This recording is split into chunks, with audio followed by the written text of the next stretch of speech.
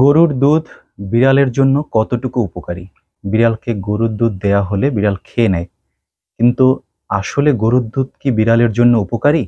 প্রথমেই আমাদের জানতে হবে যে গরুর দুধে আসলে কি থাকে। গরুর দুধের প্রধান উপাদান হচ্ছে ল্যাকটোজ। প্রতি ২৫০ মিলিলিটার গরুর দুধে প্রায় ১২ থেকে ১৩ গ্রাম ল্যাকটোজ থাকে। এটাই হচ্ছে সমস্যার মূল কারণ। কারণ হচ্ছে একটি বিড়াল দৈনিক ৬ গ্রাম পর্যন্ত ল্যাকটোজ সহ্য করতে পারে বা হজম করতে পারে। কিন্তু ২৫০ মিলিলিটার দুধে প্রায় ১২ থেকে ১৩ গ্রাম ল্যাকটোজ রয়েছে, যা বিড়ালের সহ্য ক্ষমতার দ্বিগুণেরও বেশি।